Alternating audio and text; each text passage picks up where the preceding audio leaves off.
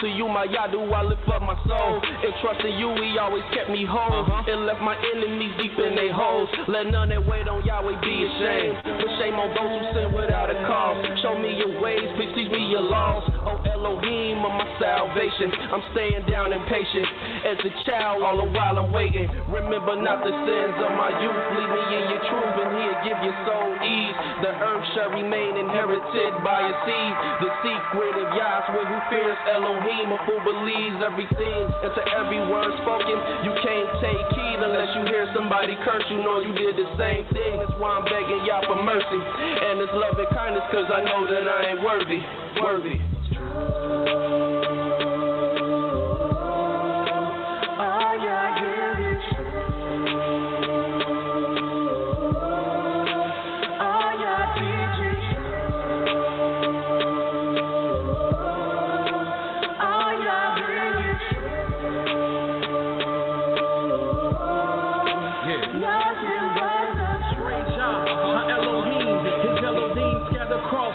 Seven seas, captivity is taking hold upon me.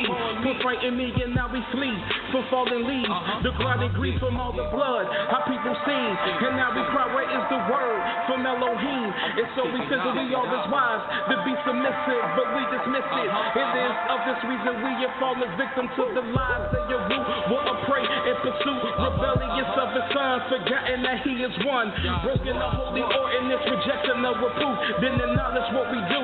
Now we return back to the truth. Yah's word is the truth. Yah's decrees is the proof. Local 12 just released the scoop. It's the summer of Sam. They calling it Pam. Made us worship the Son of Man. And somehow that the moon, they stole our style and gave it to Rothschild. Now we exalt the vow, but hit the turnstile. Yah's Nabi sets the crooked things straight. Praise Yah from the rising to the evening to the closing the gate. Exposing the fake. Yah give the truth a daybreak. Now the liars can't escape. And the haters can't relate to the light that truth makes. See the wicked pride deflate. You adore Yah, magnify Yah, cause He's great.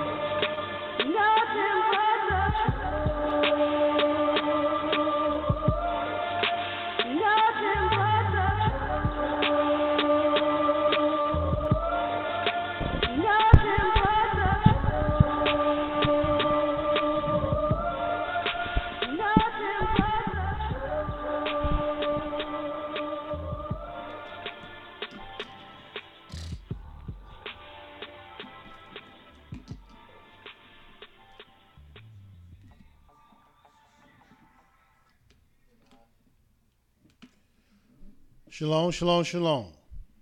First and foremost, giving all praise and honor to the Holy One of Israel, to the Creator of the heaven, the earth, the sea, and all that is therein is, by saying hallelujah.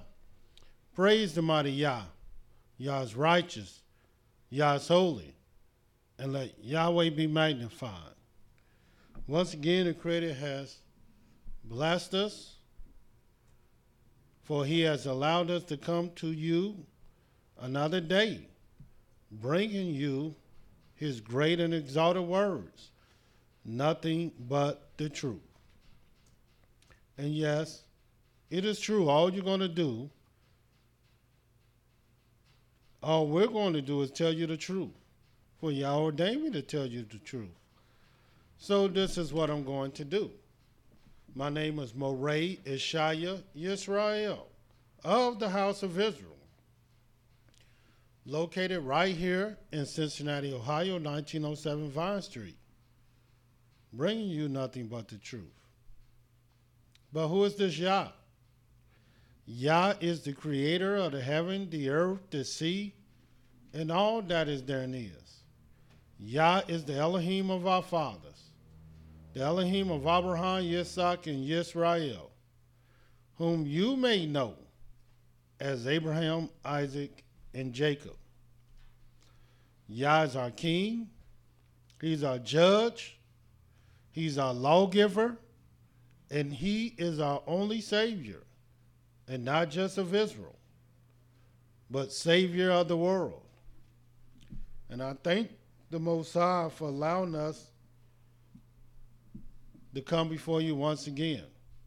We apologize that we are starting late, but due to technical difficulties, we're still able to bring you nothing but the truth. So we're going to get started. Last few days we've been discussing to you, or bringing to you,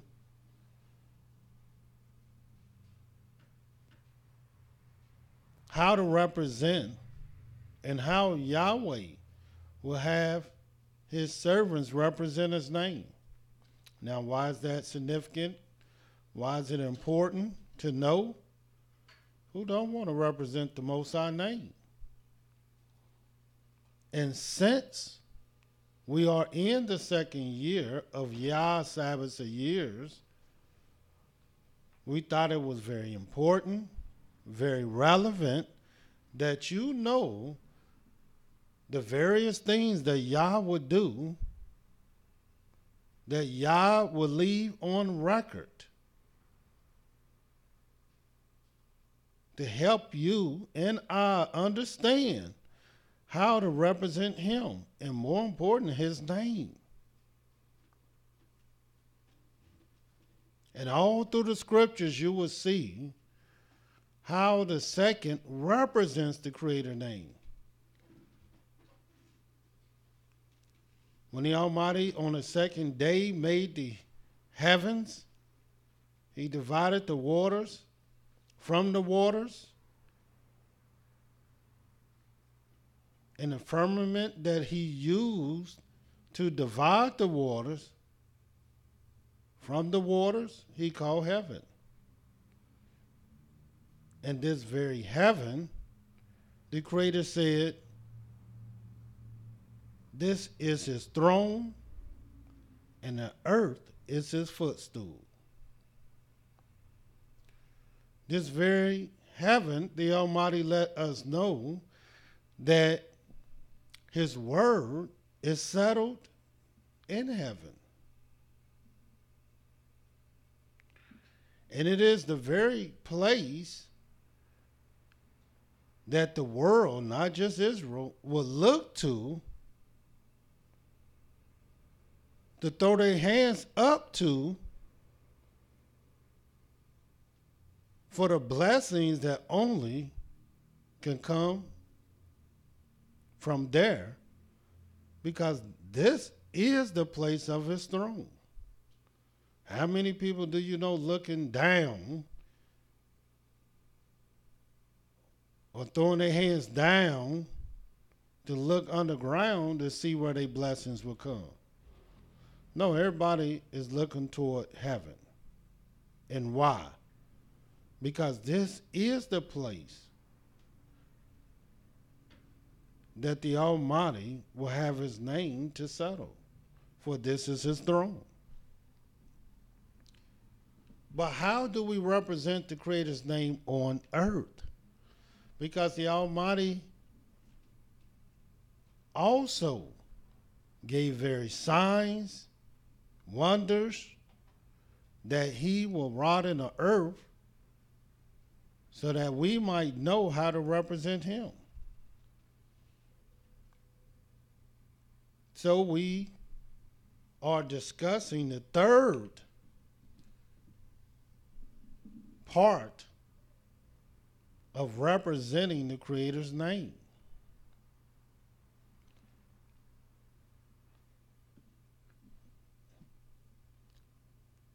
as mankind, we all have a purpose.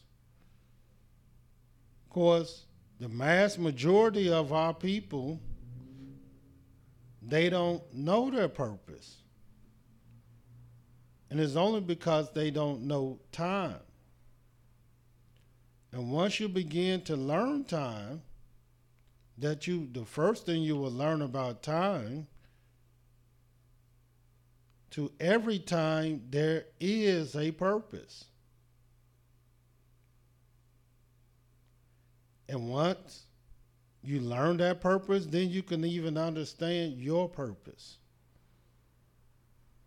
Because there are certain times in your life that the Creator will magnify so that you can see how you are to work. What is it about you? What is it about your very life? What is it about your very birth, your very existence that brought you to the point that now that you are flesh and blood, a living, breathing image of Elohim? Why are you here? What is your purpose? Now, we all have general things that we think we're here for. Anybody can say, well, I'm here to serve the Most High. I'm here to do His will. Well, what is His will that He wants you to do?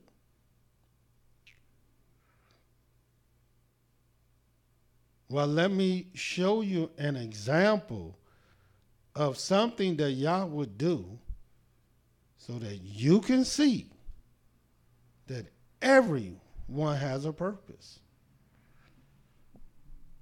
So, for example, when the Almighty made man, this is what He said in the book of Genesis, the 2nd chapter. Let us turn there.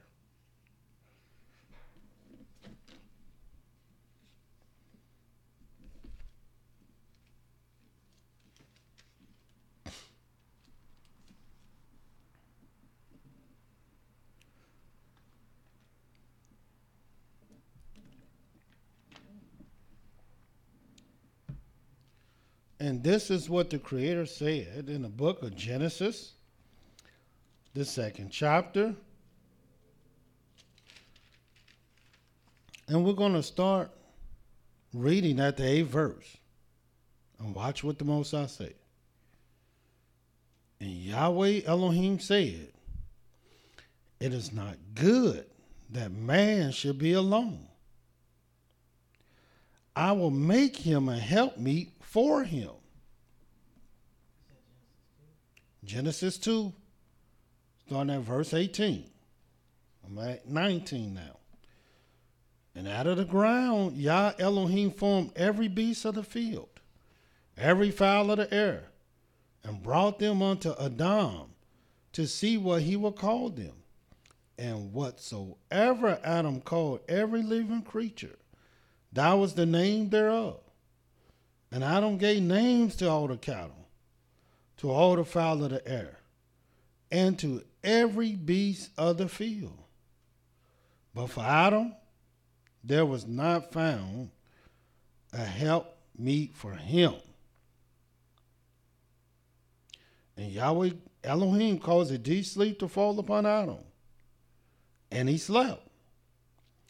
And he took one of his ribs, closed up the flesh instead thereof, and the rib which Yah Elohim had taken from man, made he a woman, and brought her unto the man.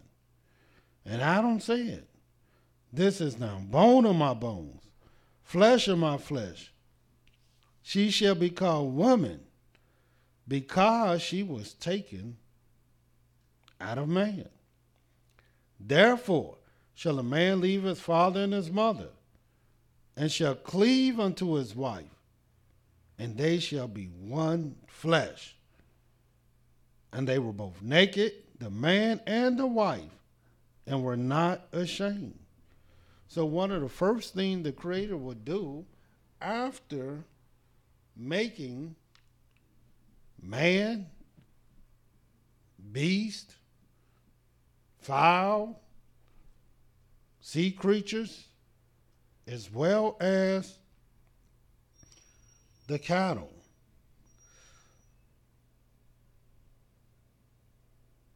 he will have Adam, because he already had told Adam that he was to have dominion over everything in the earth. And so Adam gave names to all the various creatures in the earth. But you notice, when he gave names to everyone, the only one that didn't have a counterpart, the only one that didn't have help, the only one that didn't have a companion of any kind or a helpmeet was Adam. And the Creator seen that this thing was not good. And why wasn't it good? Because Yahweh was not interested in a man representing him alone. And so what did Yahweh do? Yahweh gave man the same thing he gave everything else. A helpmate, a companion, a counterpart, which was called, in Adam's case, a woman, not another man, not a pet dog just to have companionship. If Adam wanted companionship, he could have been walking around with a lion like on Walking Dead. No, that's not what Yahweh wanted. Yahweh gave him a woman, someone that was bone of his bone, flesh of his flesh. She was part of him.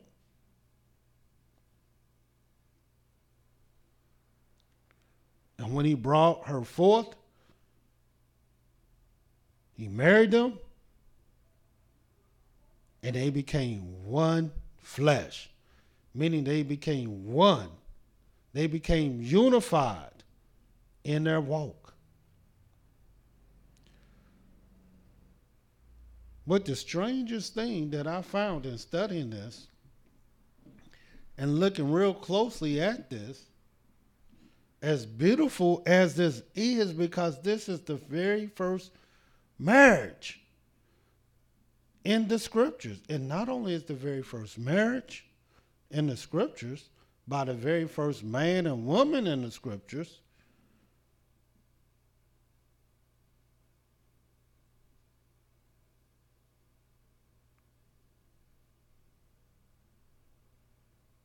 this is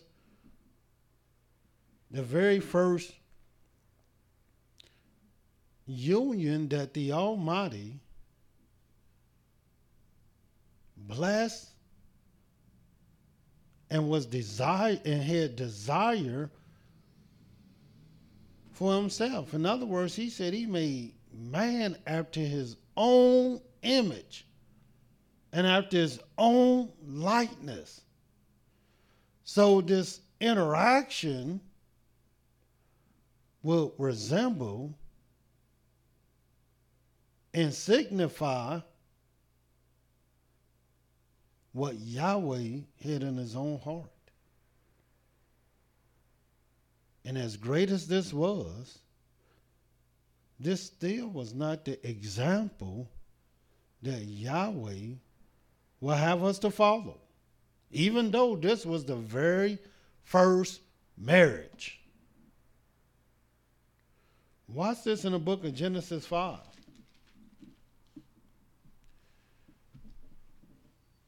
In the book of Genesis, the 5th chapter, it says in the very first verse, this is the book of the generations of Adam. In the day that Elohim created man, in the likeness of Elohim made he him. Male and female created he them, and blessed them, and called their name Adam, in the day when they were created. Which lets you know this is an example of a married couple. And what do a married couple supposed to do? If you're looking at this real closely, you will see that their name was called Adam. In other words, she took on her husband's name. And isn't this what we are doing today, where the wife would take on the name of the husband? And why? Because the husband is supposed to be representing Yahweh's name. So it makes total sense that she would take on his name, since he is and supposed to be the representative of the Most High.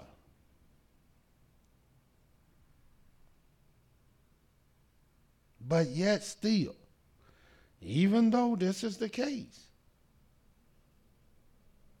this still was not the holy matrimony, the blessed union that Yahweh will tell us to look to. If you want to see what Yahweh put in the earth to represent him, all marriages are supposed to represent him and supposed to represent his name. But amongst the marriages on the earth, let me show you the one that Yahweh extract from all the marriages to represent him. And why? How do we know marriage represent him? Well, we know marriage represent him because Yahweh said it wasn't good for man to be alone. And why? Because anytime Yahweh wanted to establish anything, he always established it with 2 or more witnesses. And so when he brought the woman unto man, now there was 2. And now this thing can be established. And what was once no good, now Yahweh say, now this thing is good. No wonder the scriptures say, he that findeth a wife findeth a good thing and obtain favor of Yah. That's why you got to ask yourself, how can you just run around by yourself talking about you represent Yahweh and you're not even married? That's how we know the New Testament, again, is a phony book, because it would tell they most holy men not to touch a woman, not to get married. That's the total opposite of what Yahweh said. And we're not going there, but you can read that in the book of 1 Corinthians, 11th chapter.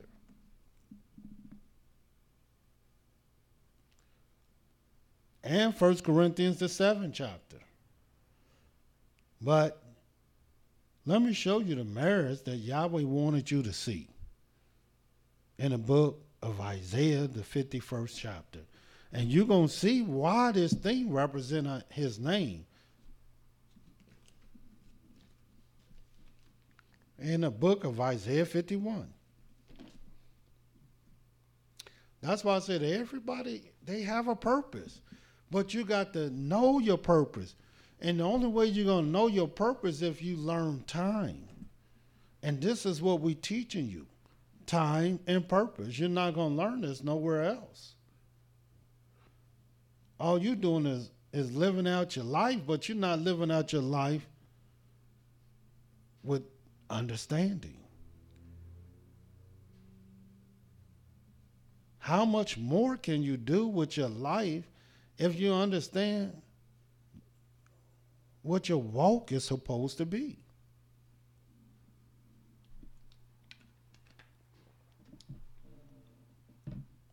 Watch what it says.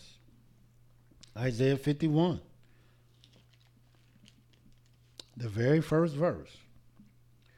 Hearken to me, ye that follow after righteousness, ye that seek Yahweh.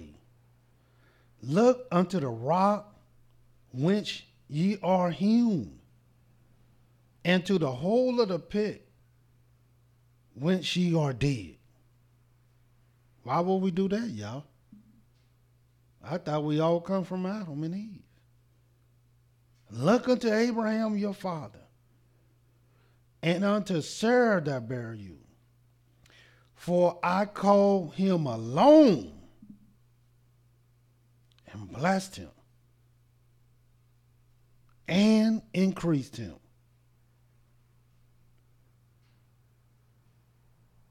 And this is why Yahweh wanted you to look under that rock.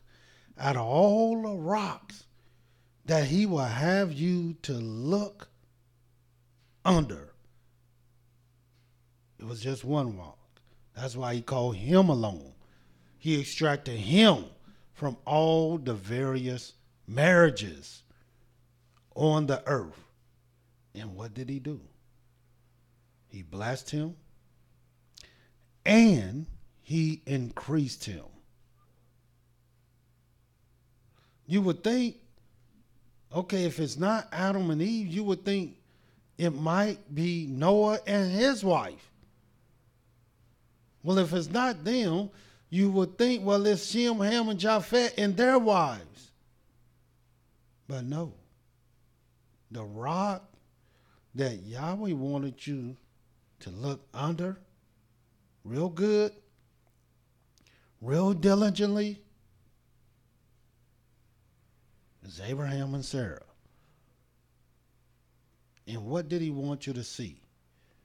He wanted you to see how blessed, how good, because that's what the word blessed means. The word blessed means good.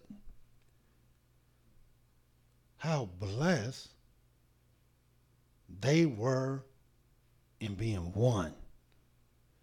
Because that's what Yahweh wanted you to be. He wanted you to take a woman to be one. And if you learn how to become one, then you will be blessed. And not only be blessed, but increase. And Abraham and Sarah was the perfect example of holy matrimony. Watch this in the book of Genesis, the 11th chapter. Little do people know, in the book of Genesis, the 11th chapter, and we're going to read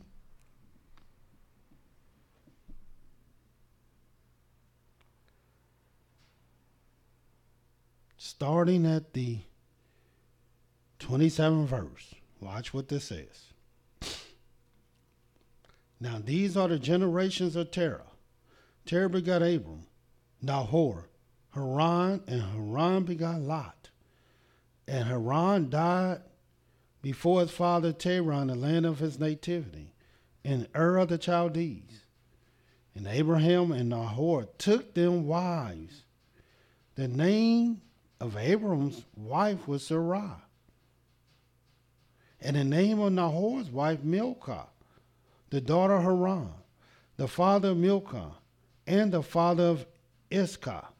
But Sarai was barren, she had no child. And little do people know,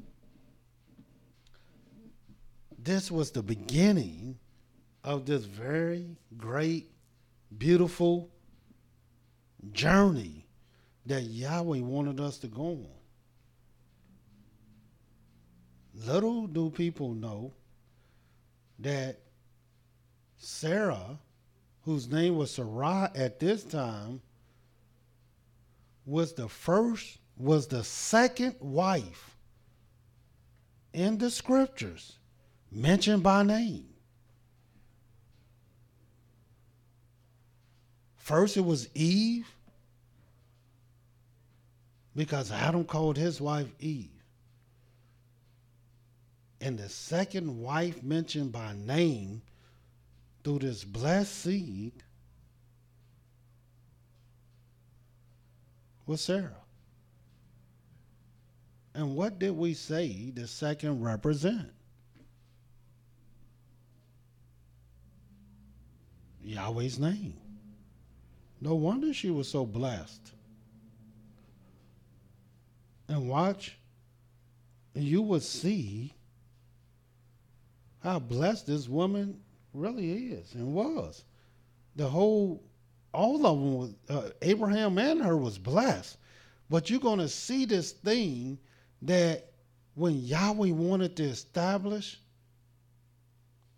this blessed seed on earth, you're going to see the instrument that he will use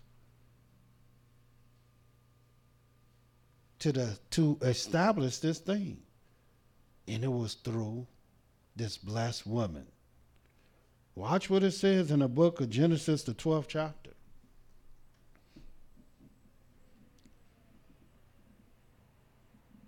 It says in the very first verse. Because you would think this whole story is about Abraham. It is, partly.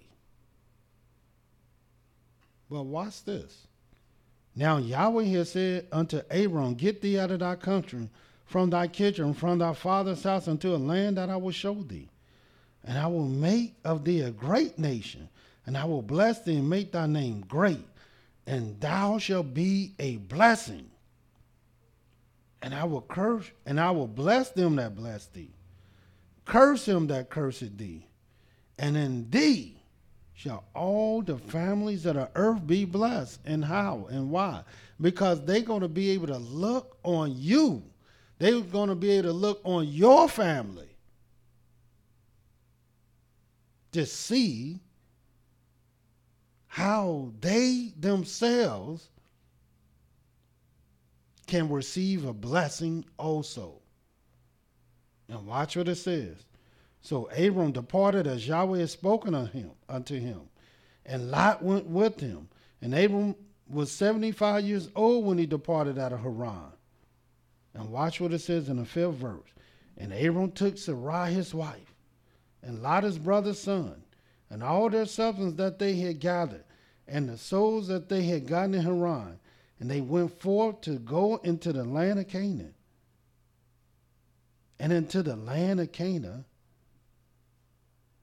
they came. And of course, this land of Canaan literally and also became our homeland. As you can see in the 7th verse, and Yahweh appeared unto Abram and said, unto thy seed will I give this land. And there built he an altar unto Yahweh, who appeared unto him. And I'm going to just highlight a few verses so you can see what's going on. To show you how blessed this woman was.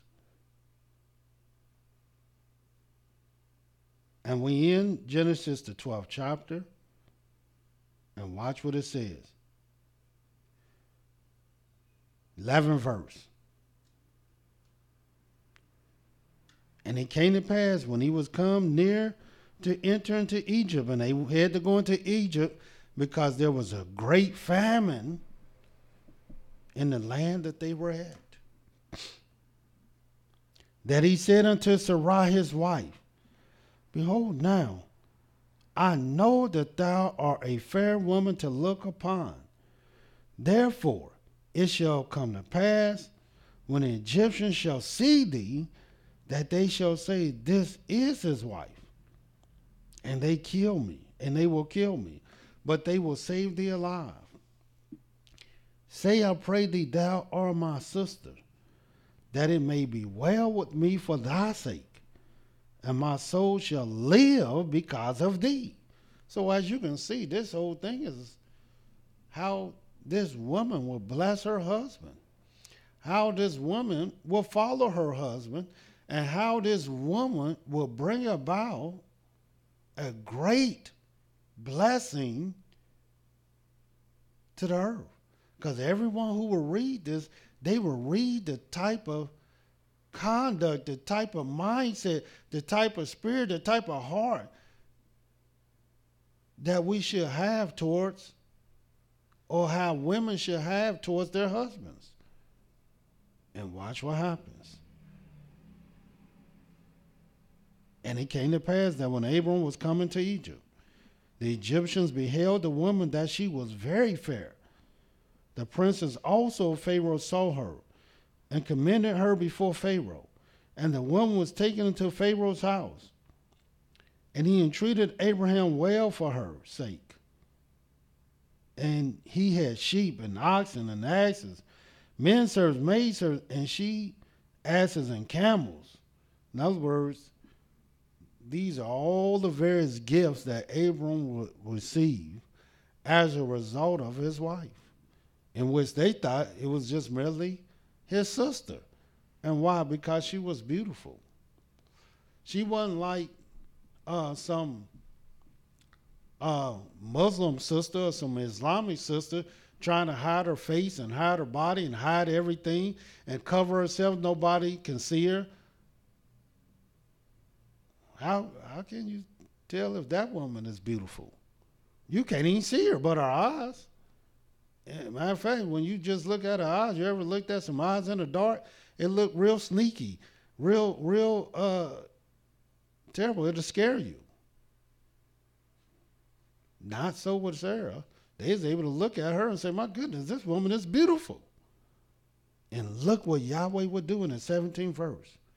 And Yahweh plagued Pharaoh and his house with great plagues because of Sarai, Abram's wife. Because what did Yahweh want Abram to see? What did he want Sarai to see? How blessed they were.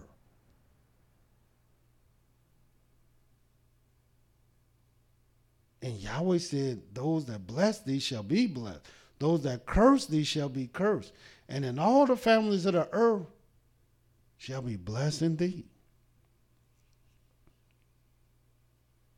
And Pharaoh called Abram and said, what is this that thou hast done unto me? Why didst thou not tell me that she was thy wife? Why sayest thou she is my sister? So I might have taken her to me to wife. Now therefore, behold, thy wife, take her and go thy way.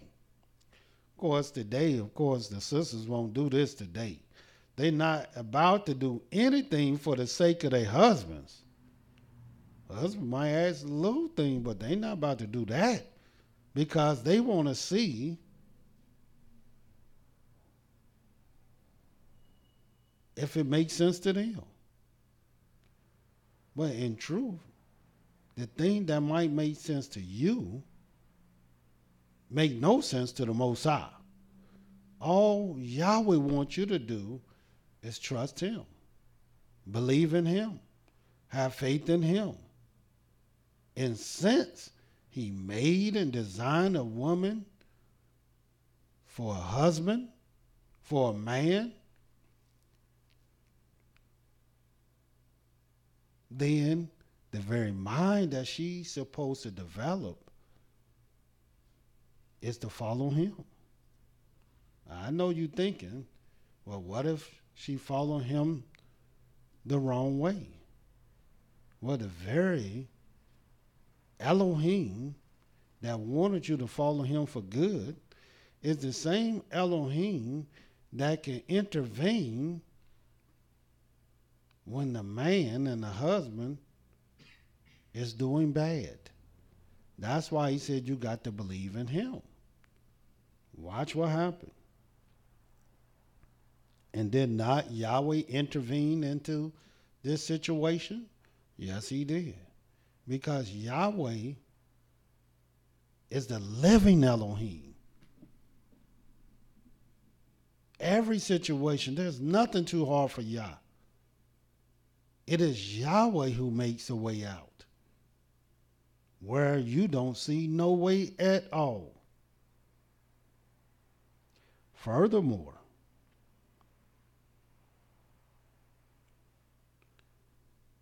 if you look at the book of Genesis 16, turn there. I just want you to see this. And look what it says in the very first verse. Now Sarai, Abram's wife, bare him no children, and she had a handmaid, an Egyptian, whose name was Hagar. Now, mind you, she already knew what Abraham had already told her, that, and knew that Yahweh had already told Abram that his seed shall be the stars of heaven. She had that knowledge. She knew that the Almighty was going to bring about this thing. The only thing she didn't know is how it would be manifested in the earth. But she bare him no children. And so this is what she began to do. And Sarai said unto Abram, behold, now Yahweh hath restrained me from bearing. I pray thee, go in unto my maid. Why would she do such a thing like that? There's a lot of women that can't have babies. You think they're going to give their husbands another woman that they might have seed to carry on their name? No.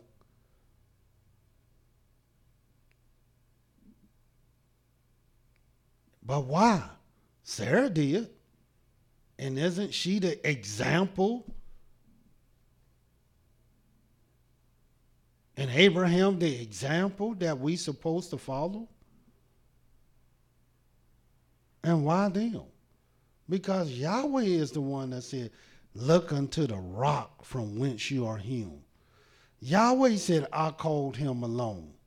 Yahweh said, and I blessed him and increased him. And watch what happens. Behold now, Yahweh has restrained me from bearing. I pray thee, go into my maid. 90 seconds. That it may be that I may obtain children by her. And Abram hearkened to the voice of Sarai. And Sarai, Abram's wife, took Hagar, her maid, the Egyptians, after Abram had dwelt 10 years in the land of Canaan, and gave her to her husband Abram to be his wife. And he went unto Hagar. 60 seconds. And she conceived. And when she saw that she had conceived, her mistress was despised in her eyes. In other words, her mistress started feeling herself. And this was a terrible thing. And all Sarah was trying to do was the right thing. And what was the right thing? Bless her husband.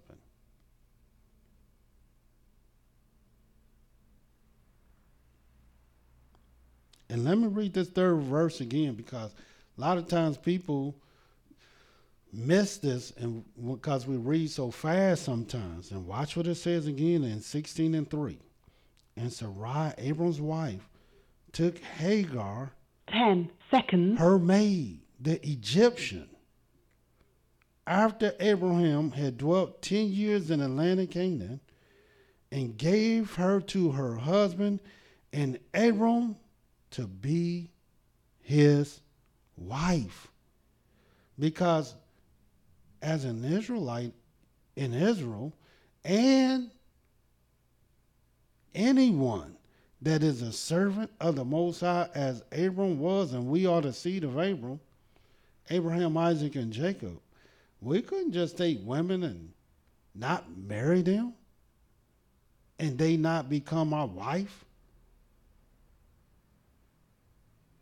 Why you think you got women called concubines? A concubine is a woman that is a servant married to a husband. But all the concubines in the scriptures, none of them are Israelite women. None of them. They all are foreign women, just like Hagar. But this is what Sarah began to do. 5th verse, and Sarah said unto Abram, my wrong be upon thee. I have given my maid unto thy bosom. And when she saw that she had conceived, I was despised in her eyes. Yah judged between me and thee. In other words, I knew you. I only did this for you, that you might have seed, and you accepted this. Now this woman looking down at me because she can have a baby and I can't.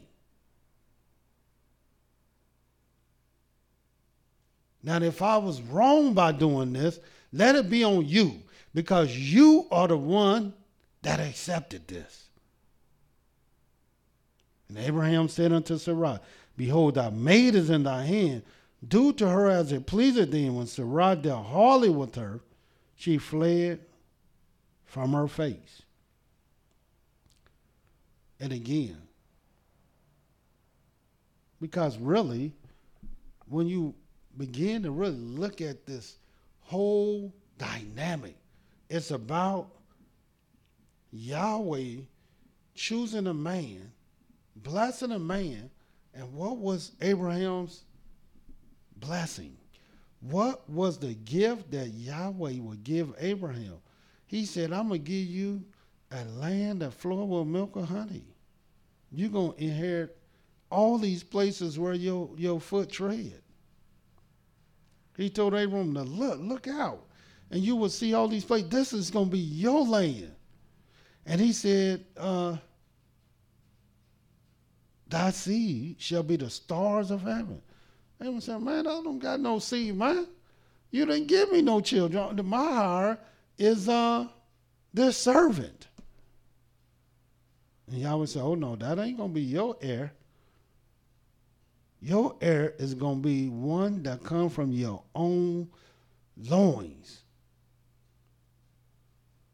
But for that to happen, for that to be established,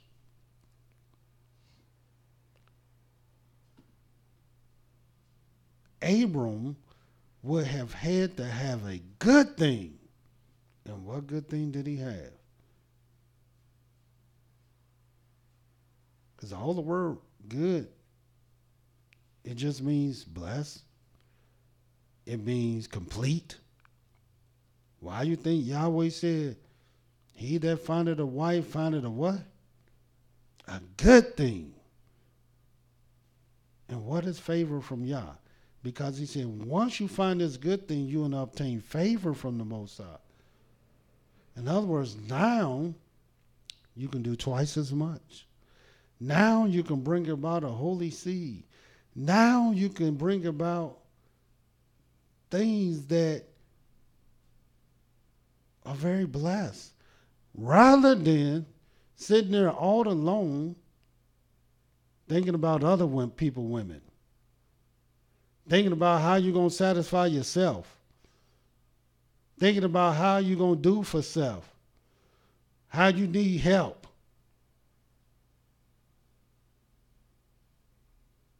All the bums in the world are people that's alone. These are not people that's married and got families. They generally are alone. Genesis 17.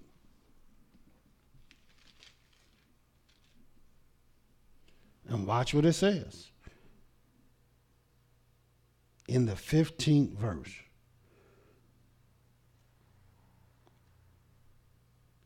And Elohim said unto Abraham, as for Sarai, thy wife, thou shalt not call her name Sarai, but Sarah shall her name be. And I will bless her and give thee a son also of her. Yea, I will bless her, and she shall be a mother of nations. Kings of people shall be of her.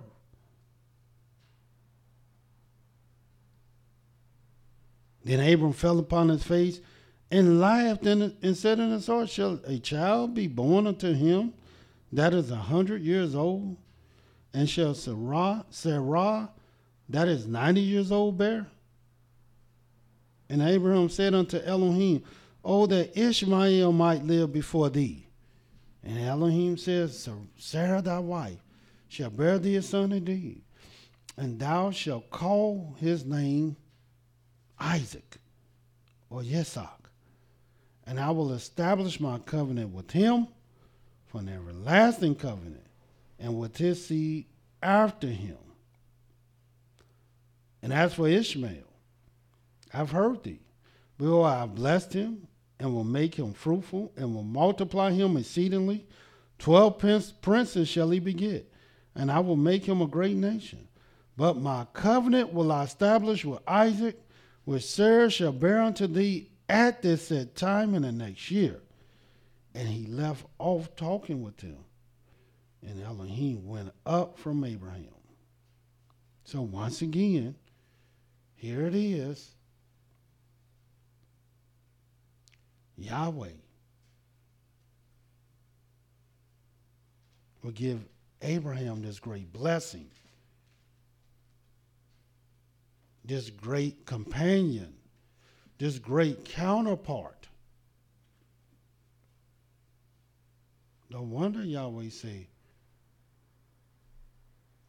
this is bone of my bone, flesh of my flesh.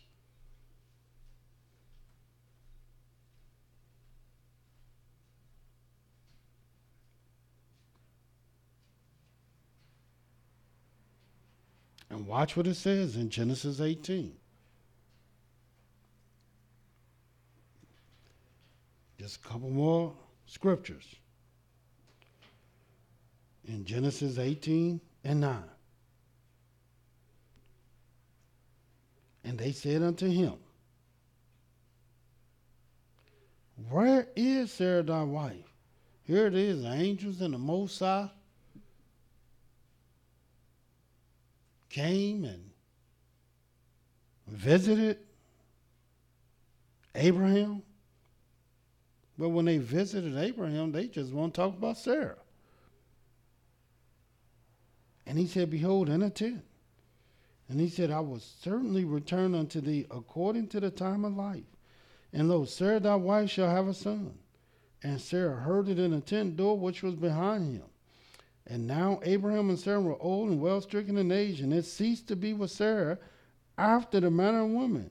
Therefore Sarah laughed within herself, saying, after I am waxed old, shall I have pleasure, my master being old also? In other words, not only Abraham laughed first, but Sarah laughed second. Hence the name Isaac. And Yahweh said unto Abraham, wherefore did Sarah laugh, saying, shall I of a surety bear a child which am old? Is anything too hard for Yahweh? At the time appointed I will return unto thee, according to the time of life, and Sarah shall have a son. Then Sarah denied, saying, I laughed not, for she was afraid. And he said, no, you did laugh. You laughed. But this was all to establish one thing and one thing only. That these two, this couple who became one their whole life, the ones that Yahweh wanted us to look under that rock for righteousness, these are the ones that Yahweh will use as an example of not just holy matrimony, but how being one, we can be blessed and increased. Genesis 20.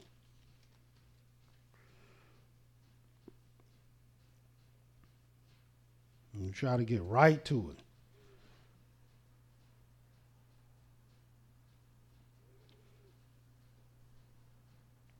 First verse. And Abraham journeyed from thence toward the south country and dwelt between Kadesh and Shur and sojourned in Gerar. And Abram said unto Sarah's wife, She is my sister. And Abimelech king of Gerar sent and took Sarah. But Elohim came to Abimelech in a dream by night and said to him, Behold, thou art but a dead man, for the woman which thou hast taken, for she is a man's wife. But Abimelech had not come near her. And he said, Master, wilt thou slay also a righteous nation? Said he not unto me, She is my sister? And she herself said, He is my brother. In the integrity of my heart and the innocence of my hands have I done this. And Elohim said unto him in a dream, Yea, I know that thou did this in the integrity of thy heart. For I also will tell thee from sinning against me. Therefore suffer I thee not to touch her. Now therefore restore the man his wife, for he's a prophet, and he shall pray for thee, and thou shalt live. And if thou restore her not, know that thou shalt surely die, thou and all that are thine.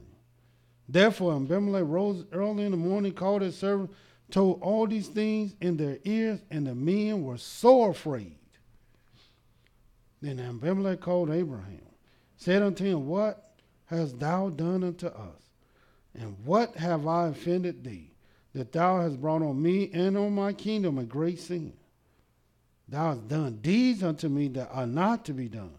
And Abimelech said unto Abraham, What sawest thou that thou hast done this thing? And Abraham said, Because I thought, surely the fear of Elohim is not in this place, and they will slay me for my wife's sake. And yet indeed she is my sister. She is the daughter of my father, but not the daughter of my mother, and she became my wife. And it came to pass, when Elohim caused me to wander from my father's house, that I said unto her, This is thy kindness, which thou shalt show unto me. At every place whither we shall come, say of me, He is my brother. And Abimelech took sheep, oxen, men servants, women servants, and gave them unto Abraham. Restore him Sarah his wife. And Abimelech said, Behold, my land is before thee. Dwell where it pleaseth thee. And unto Sarah he said, Behold, I have given thy brother 1,000 pieces of silver. Behold, he is to thee a covenant of the eyes, and unto all that are with thee, and with all other. Thus she was reproved. So Abraham prayed unto Elohim, and Elohim healed Abimelech and his wife, his maidservants, and they bare children. For Yahweh had fast closed up all the wounds of the house of Abimelech because of Sarah, Abraham's wife. And the last scripture I want you to see concerning this very blessed woman.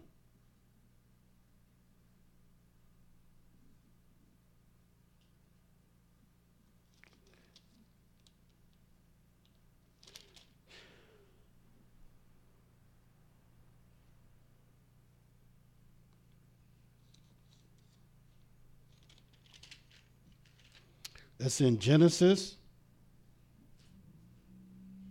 24.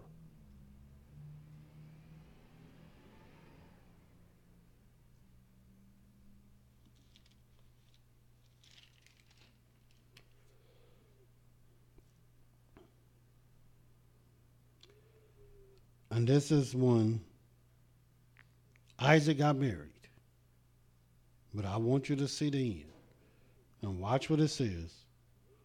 Genesis 24, verse 62. And Isaac came from the way of the well of Lahairoi, for he dwelt in the south country. And Isaac went out to meditate in the field at the eventide. And he lifted up his eyes and saw, and behold, the camels were coming. And Rebekah lifted up her eyes, and when she saw Isaac, she lighted off her camel. For she had said unto the servant, What man is this that walketh in the field to meet us? And the servant had said, It is my master. Therefore she took a veil, covered herself. And the servant told Isaac all things that he had done. And Isaac brought her into his mother Sarah's tent until Rebekah, and she became his wife, and he loved her. And Isaac was comforted after his mother's death. And why do it say he was comforted? Because Sarah was so blessed. She was so special. She was the one that reared him and told him and prepared him for what ultimately he will receive. And what was that? Exactly what the scripture said will make a man whole, will make a man complete, and would even make a man good. For the scriptures say, it is not good that man should be alone. The scriptures say, he that findeth a wife findeth a good thing and obtain favor of Yah. And as soon as Isaac found his good thing, he became complete. He became whole. And he became comforted when he met his wife. After the death of a woman that was so blessed that Yahweh wanted all the women, wanted all the men to look at this one union and to follow it. And let me just show you one more scripture. This is the last one in the book of Malachi. Malachi, the second chapter.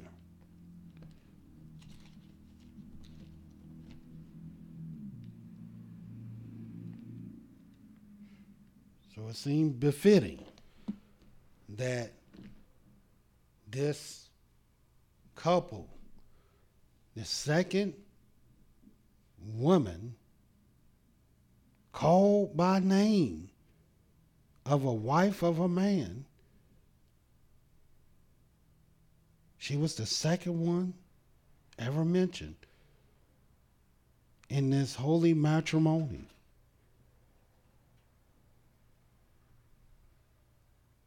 It was befitting that in the second chapter, this when the Almighty began making a marriage. And it's also befitting that in Malachi, the second chapter. And what is all this detailing? That the second represents Yahweh's name. And what will Yahweh say here? And what will Yahweh do here? And watch what it says. The 14th verse. Yet ye say, wherefore?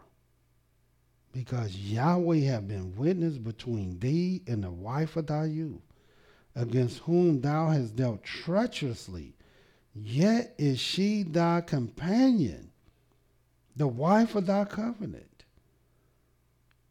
And did not he make one? In other words, didn't he make y'all one? Yet had he the residue of the Spirit. And wherefore one? Why did I make you one? That he might seek an Elohimly seed.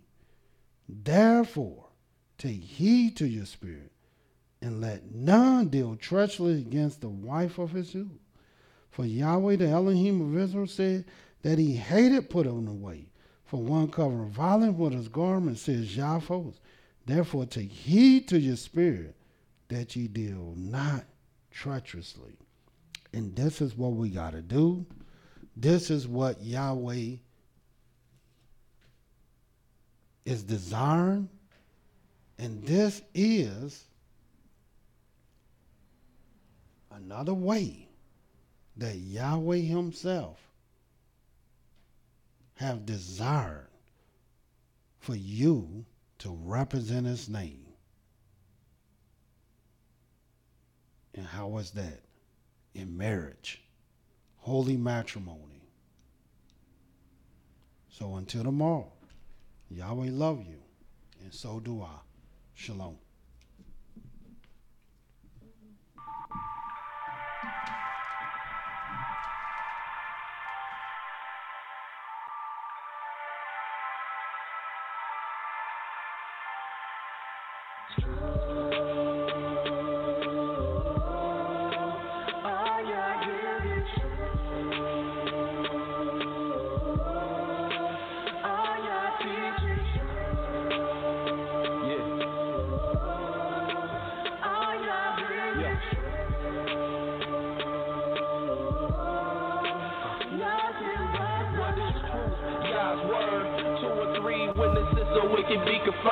To you, my Yah, do I lift up my soul. And trusting you, he always kept me whole. And left my enemies deep in their holes. Let none that wait on Yahweh be ashamed. But shame on those who sin without a cause. Show me your ways, please teach me your laws. Oh Elohim of my salvation, I'm staying down impatient.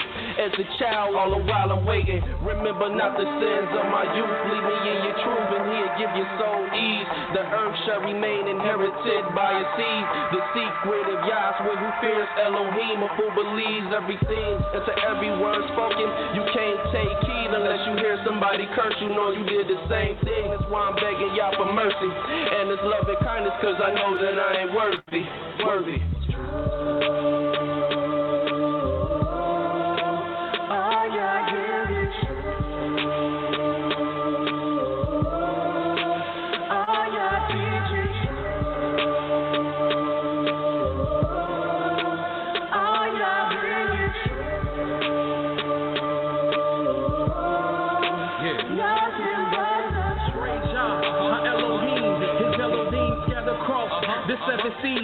Thank you for using Blog Talk Radio.